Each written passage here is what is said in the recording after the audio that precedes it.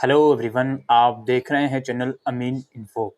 और आज की इस वीडियो में हम बात करेंगे 2024 में दिल्ली यूनिवर्सिटी के पोस्ट ग्रेजुएट के एडमिशन कब से होंगे। इस वीडियो के अंदर हम रेगुलर, एसओएल और एनसीएफ तीनों ब्रांचेस को कवर करने वाले हैं, तो वीडियो को लास्ट तक ज़रूर से देखिए। देखिए, दिल्ली यूनिवर्सिटी में पीजी लेवल पर 3 ब्रांचेस हैं जो पोस्ट ग्रेजुएट कोर्सेज करवाती हैं।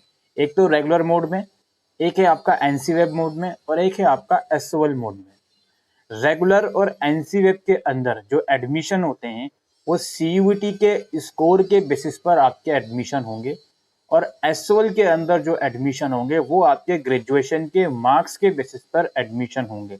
एसओएल के लिए कोई भी सीयूईटी का स्कोर कार्ड, कोई भी सीयूईटी आपको देने की ज़रूरत नहीं है। लेकिन अगर आप रेगुलर या एनसी वेब से अपना मास्टर्स परस्यू करना चाहते हो तो आपका एडमिशन सिर्फ और सिर्फ सीयूईटी के स्कोर के बेसिस पर ही होगा। कोई मेरिट बेस्ड एडमिशन नहीं है रेगुलर और एनसी वेब पे। अब यहाँ पे बारी आती है कि इनमें एडमिशन स्टार्ट कब होंगे।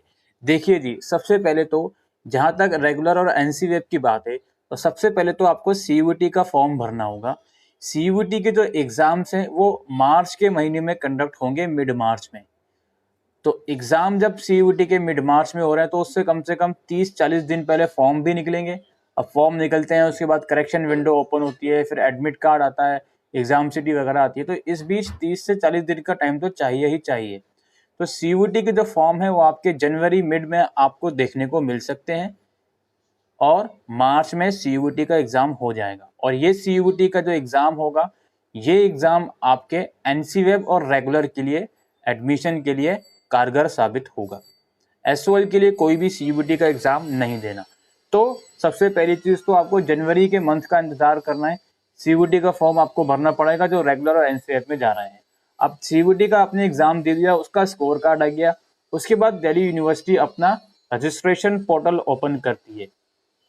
ठीक है, उसमें जिस जिस बच्चे ने सीयूईटी का एग्ज़ाम दिया होता है और रेगुलर और एनसीएफ से पढ़ना चाहता है पीजी, वो डीयू का रजिस्ट्रेशन फॉर्म भरते हैं, काउंसलिंग फॉर्म भरते हैं, उसमें प्रेफरेंस कॉलेजेस की देते हैं, और फिर उनके सीयूईटी के स्कोर के बेसिस पर, प्रेफरेंस के बेसिस पर उनको सीट अलॉट करी जाती है और उनका एनसीवेब या रेगुलर कॉलेज में एडमिशन होता है, MA, MCom, MSc, BEd, LLB वगैरह कोर्सेज में। अब एसओएल के रजिस्ट्रेशन कब शुरू होते हैं? देखिए जी, एसओएल के रजिस्ट्रेशन के लिए सीयूईटी से तो आपका कोई भी लेना देना नहीं है। सीयूईटी का आपको कोई भी फॉर्म नहीं भरना पड़ेगा।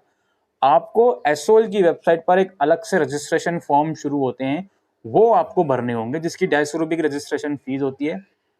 उसके अलावा एसओएल के फॉर्म कब निकलेंगे? अब देखिए, जो रेगुलर और एनसीएफ की जहाँ तक बात है, मार्च में सीयूईटी होगा, फिर उसका रिजल्ट भी आएगा अप्रैल तक। तो मई या जून के अराउंड जो फॉर्म है वो निकल सकते हैं डीयू, रेगुलर और एनसीवेब के लिए। लेकिन सीयूईटी के फॉर्म जनवरी में निकलेंगे, तो जनवरी में सीयूईटी का फॉर्म भरना पड़ेगा, फिर उसके रिजल्ट के बाद आपको डीयू वाला फॉर्म भरना पड़ेगा। जहाँ तक एसओएल की बात है, आपको डायरेक्टली एसओएल का ही फॉर्म भरना पड़ेगा, जो कि डीयू रेगुलर के फॉर्म निकलने के कुछ दिनों के बाद रिलीज होता है एसओएल का फॉर्म। समझ गए? अब एक चीज और समझते चलो आप लोग, जो एसओएल में पीजी के कोर्सेज हैं कंपेरेटिवली कम हैं अगर आप एनसीवेब या फिर अपना रेगुलर से कंपेयर करोगे। काफी बच्चे ये मिथ में रहते हैं कि क्या एसओएल में बीएड भी होता है? नहीं होता। एसओएल में लॉ होता है? नहीं होता। लॉ तो वैसे भी डिस्टेंस मोड में अलाउड ही नहीं है करना। तो ये चीजें हैं। एसओएल के अंदर एमबीए कोर्स होता है, आपकी ग्रेजुएशन में 50% है, आप एलिजिबल हो, फिर वही आपका मेरिट के बेसिस पर एडमिशन होगा। लेकिन एसओएल के अंदर पीजी लेवल पर कुछ ऐसे कोर्स हैं जिसमें डायरेक्टली आपका एडमिशन हो जाता है। सिर्फ एक मिनिमम रिक्वायरमेंट होती है, ग्रेजुएशन में मेरिट नहीं बनता, वो है आपके लाइब्रेरी कोर्सेज, BLISC। ये ऐसा कोर्स है जिसमें सिर्फ ग्रेजुएशन में आपके रिक्वायर्ड परसेंटेज हैं 50%, तो आपका लाइब्रेरी कोर्स में एडमिशन हो जाता है, उसमें मेरिट लिस्ट नहीं बनती। बाकी इसके अलावा जितने भी कोर्सेज हैं, MBA, MA, MCOM, इनमें ग्रेजुएशन में 50% बेसिक क्राइटेरिया है, लेकिन इसका ये मतलब नहीं है कि आपके 60% है तो भी आपका एडमिशन हो जाएगा। आपका मेरिट बेस पर एडमिशन होगा। अब वो कट ऑफ कितनी जाती है वो उसके ऊपर डिपेंड करता है। इस साल की बात करें, यानी कि 2023 की कट ऑफ की बात करें, तो जो MA MCOM वाले बच्चे हैं, जनरल कैटेगरी से अगर आप हो, तो कम से कम 75% तक तो मेंटेन करके रखो ग्रेजुएशन में, तो आपकी उम्मीद जागेगी, हाँ जी अब मेरा एडमिशन हो सकता है। वही MBA में थोड़ा सीट्स वो लोग ज़्यादा होती हैं, तो MBA में थोड़ा परसेंटेज का कंपटीशन कम हो जाता है। 65 वाले का भी आराम से इसमें एडमिशन हो जाता है MBA में। बाकी लाइब्रेरी कोर्सेज का तो मैंने आपको बता ही दिया, वहाँ डायरेक्टली एडमिशन हो जाते हैं। तो ये क्राइटेरिया है दोस्तों SOL या DU या NC वेब के PG कोर्सेज। थोड़ा सा 2024 का मैंने आपको बताने की कोशिश करी। और जहाँ तक रेगुलर और NC वेब की बात है, तो जो CUET का सिलेबस है उसका लिंक आपको मैं डिस्क्रिप्शन बॉक्स में दे दूंगा उस वेबसाइट का। वहाँ जाके आप एटलीस्ट CUET का सिलेबस चेक कर सकते हो, समझ सकते हो और अपनी प्रिपरेशन शुरू कर सकते हो।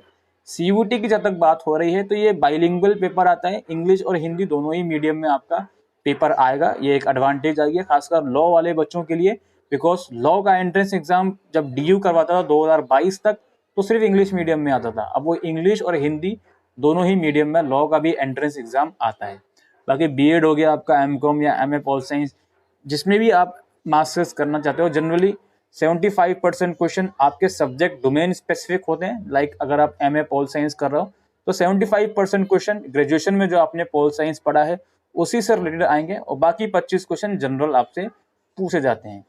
ये कुछ क्राइटेरिया था दोस्तों दिल्ली यूनिवर्सिटी के पोस्ट ग्रेजुएट एडमिशन 2024 का। बाकी आने वाली वीडियोस में मैं डिटेल में डिस्कशन करता रहूँगा जो भी इम्पोर्टेंट अपडेट रहेगी।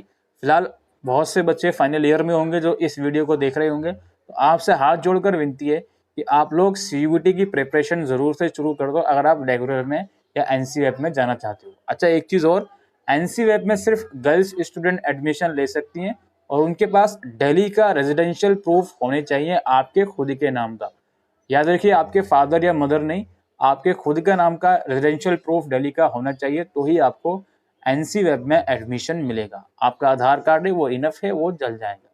तो ये दोस्तों आज की इस वीडियो में इंफॉर्मेशन थी दिल्ली यूनिवर्सिटी PG एडमिशन 2024 के रिगार्डिंग। आई होप ये वीडियो आपको यूजफुल लगी हो, तो वीडियो को शेयर कीजिएगा।